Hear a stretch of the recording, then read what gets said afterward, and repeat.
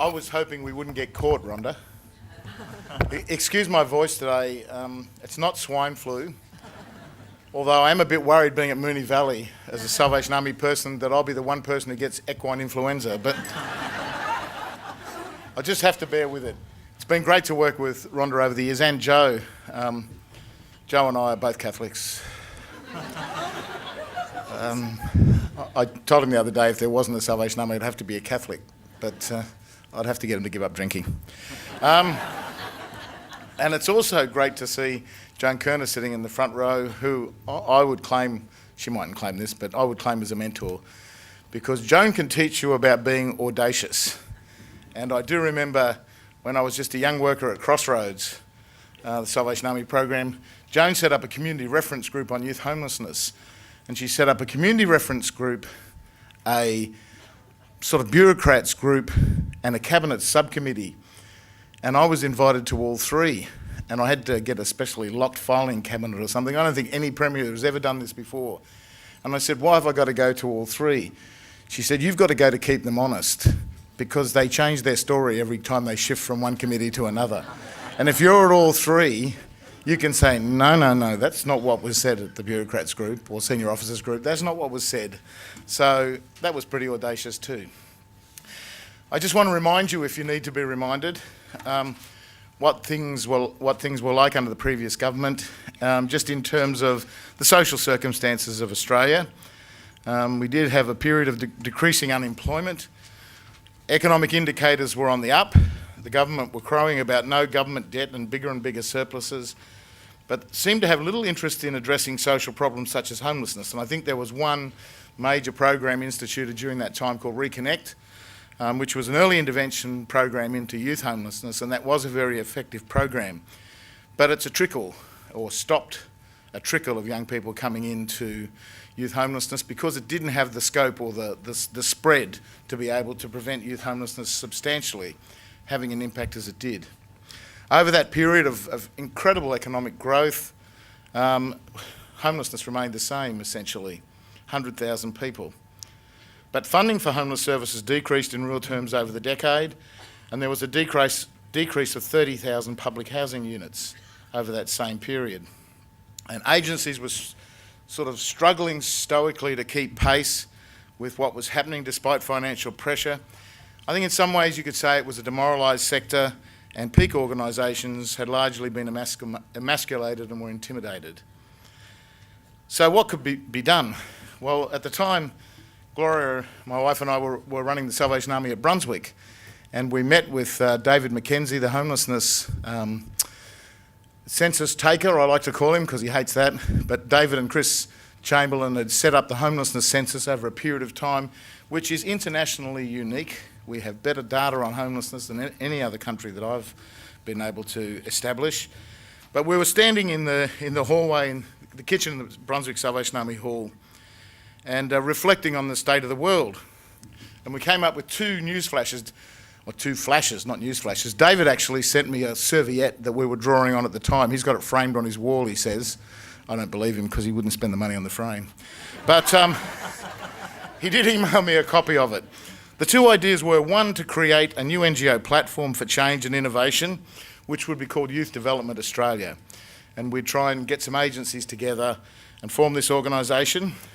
And one of its core activities would be the creation of youth commissions into youth activities. Now, the idea was modelled on the Human Rights Commission inquiry conducted by Brian Burdekin in 1989. And that had been, I think, the most significant intervention into the issue of homelessness or youth homelessness, and remains an important historical point of reference today, I think. But it was something that had happened 20 years ago. And we'd hoped, if we could get this National Youth Commission thing going, that it would be conducted with all the rigour and thoroughness of the previous inquiry. But of course, we didn't think we'd have the legal clout. Brian could actually subpoena people, including public servants, to attend, and that's why he was so popular in the public service. And with government ministers, I'm sure, Joan. But we did want to keep independence from government with this commission.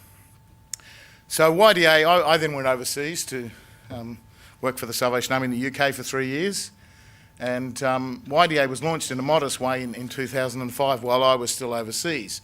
But the NYC lay dormant for a while. It was an idea whose time hadn't yet come. Late in 2006, Ian Darling from the Caledonia Foundation, Ian is a documentary maker as well as whatever he does to earn a living. And he'd embedded a team in the Oasis service in King's Cross in Sydney to follow the lives of some homeless young people in inner Sydney. They wanted some solid intellectual evidence to go with the film. You know, a film moves people emotionally, and that's a good thing, and it should be done. But he felt that there was needed to be a policy component, and they wanted a report of some sort. Now, they called on David because he is one of the leading homelessness researchers in the country, and he proposed the notion of the NYC Commission, or the National Youth Commission, and he went off to cost doing it. He needed my help, I think, in costing it because it was too cheap. We found later into the process. But look, Ian and the Caledonia Foundation were fabulous, and they funded us to conduct the commission. And David likes to call it a good example of the positive practice of postmodernism, because we're conducting the work of an inquiry. We don't have any legal status. We didn't have an organisation. We had a banner, very nice, that rolled up and we could carry around everywhere. And off we went. Now, Rhonda's called it a citizen's inquiry, and she's quite correct, because the only mandate, the only strength we had was the people who participated in the inquiry. Without their participation, it would have been a significant disaster. We tried to choose 4 commissioners who'd been in the sector for some time, so we chose ourselves first. David.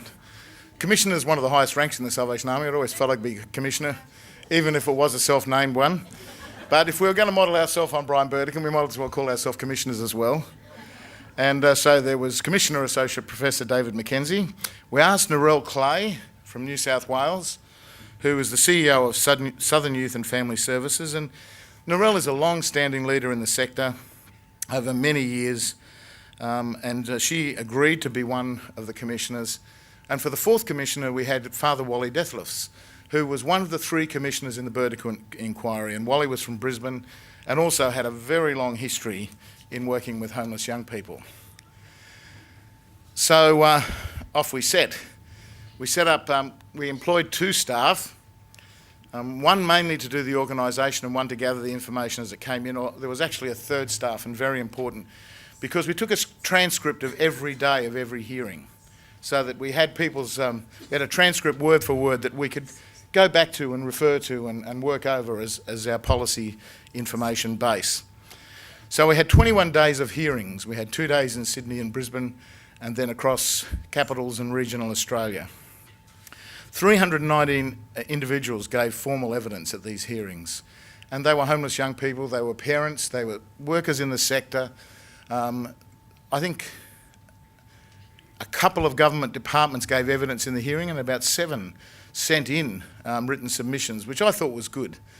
We were heavily attended by the Commonwealth Government, and there was a FACSIA representative at every one of the 21 days of hearings.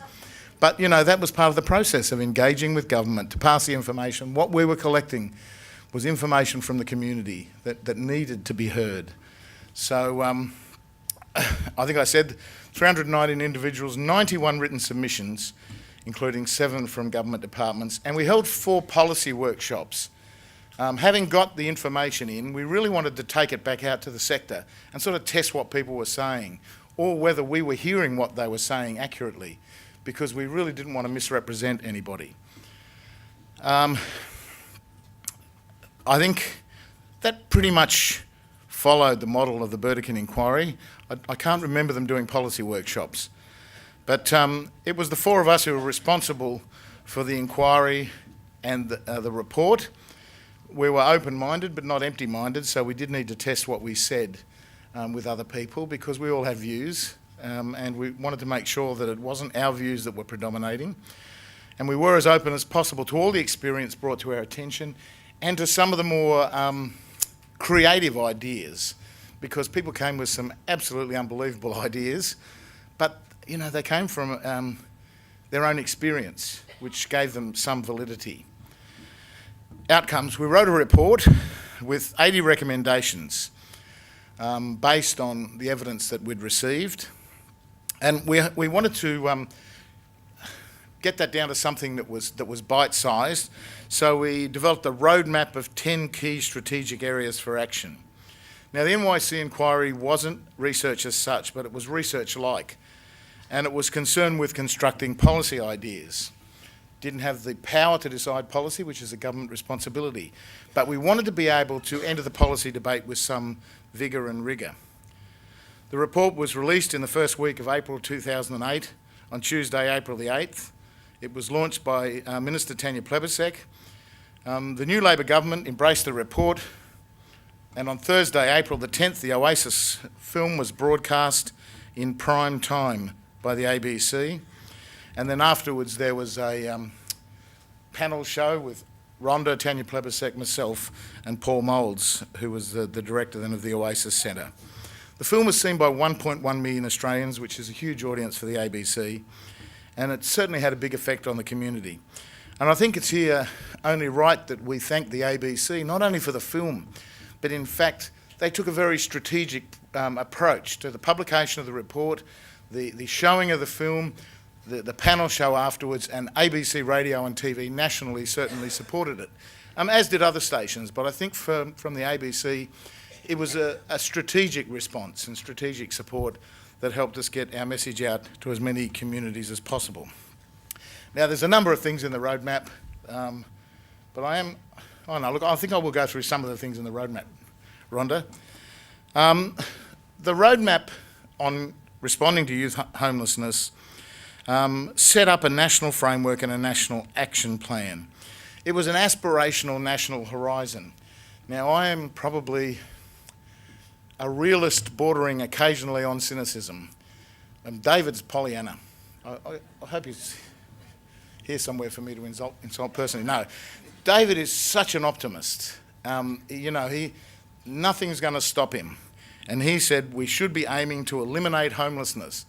And I'm thinking, oh, Lord, how can I give this man some sense? But in our debate, it's true. What are we working for? We're actually working to eliminate homelessness.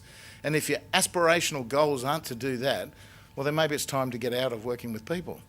We actually wanted to set some big guidelines. So we decided to eliminate youth homelessness by 2030 and develop a long-term national plan and strategy to achieve that. We had some specific long-term and short to medium-term national targets.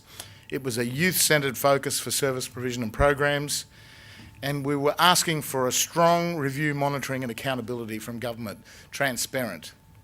I mean, if you look at some of the problems we have with Job Network, partly they're because there is no transparent basis for evaluating Job Network. It has been let free in the community, managed by a department, with no accountability other than to that department, who have no transparent goals or data collections or anything that you can get out and say, this is working or this is not working. So I think we wanted to make sure that in homelessness, where we have a better record, that there was certainly accurate, effective data collection so that we could monitor and be accountable for the delivery of the programs. So we set up that national framework and action plan. Secondly, the issue that came up time and time again was more affordable housing for young people. So we wanted the development of an affordable housing strategy and with investment in public and community housing. We wanted incentives for private capital to produce private affordable housing stock. It's another point where David and I had some vigorous discussions and the other two umpired. But largely, again, because I think David believes that there is a possibility to access capital in the private market, and he may be right. And certainly it's something that we would want some incentives for. And we want a specific attention to the needs of homeless and disadvantaged young people. Thirdly, in the roadmap, we wanted to refocus service provision on building and resourcing communities of service. And by communities of service, we mean those networks that already exist in the community but aren't funded, aren't resourced. It may be set up around local government areas, but how do we assist people to work together in partnership And we, in fact, in tightly financially structured budgets today, expect basically workers and community members and volunteers to do all the partnership work as an add-on. Yet it's part of how we should do business, and we can't expect that there isn't some injection of funding into this public sort of infrastructure in communities. So that we push the notion of resourcing communities of services, particularly around homelessness, but more broadly. Fourthly, we wanted to prevent homelessness by supporting at-risk families. About 1/3 of SAP clients are families. Some 55,000 children pass through the Supported Accommodation Assistance Program each year. And there's one tiny Commonwealth pilot program, the Home Advice Program, that works with them. We wanted the government to progressively expand home advice up to about a $60 or $90 million program, which we felt would give coverage across the country. Fifthly, we wanted to resource early intervention for at-risk young people. The Reconnect program of 100 services is effective, but it only reaches about 1/3 of homeless young people at risk. Its geographic coverage is incomplete.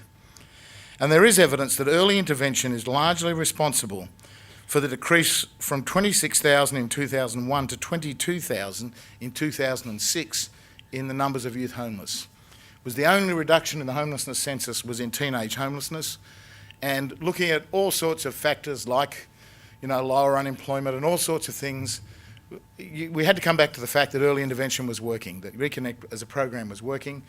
It would work better if there was national coverage. Sixthly, we wanted a new national approach for care and protection. State care and protection, inadequate across the country, frighteningly inadequate in some states. And young people who are in the care of the state end up significantly overrepresented in young people who are homeless for long periods of time. And that was picked up in the Heriock inquiry, in Brian Burdekin's inquiry. It's been picked up in just about every report since. So we need to respond to that effectively. Seventh, we wanted accessible supported accommodation in all communities. During the years that no new programs were funded, homelessness shifted or changed or grew in particular places. We wanted to make the location of services meet the data that was collected in the census. Eighth, we wanted to redevelop employment, drug and alcohol, mental health programs for homeless youth. One of the interesting things after Burdekin was when some funding went into youth homelessness, suddenly everybody was working with the young homeless. And I can understand that. Here were people working with young people with mental illness or young people with drug and alcohol issues. There weren't funded services in '89. So if you could find a homelessness link, you might get some funding. We wanted to see that those services were resourced adequately. We wanted a new form of youth housing linked to education, training and employment. If young people who are homeless drop out of employment or don't get baseline employment skills necessary, education necessary to find employment, they're really shot for life. So we wanted to make sure that something was happening there, and we wanted post-vention support. Now, it was interesting because I think that the Rudd government has showed a particular interest in homelessness. The first thing Kevin Rudd insisted that his members do was visit a homeless shelter and a school, which is something that I think is very, very, he should be applauded for. When the Green Paper came out, we weren't so ecstatic. I'd have to say that there were issues in the Green Paper that seemed to demean the work of people in the sector who'd worked for a long time. It may have just been in the writing, but we didn't feel the Green Paper was a way forward. And with many other people in the sector, the Commission worked closely and collaboratively to get government to change their mind on some things.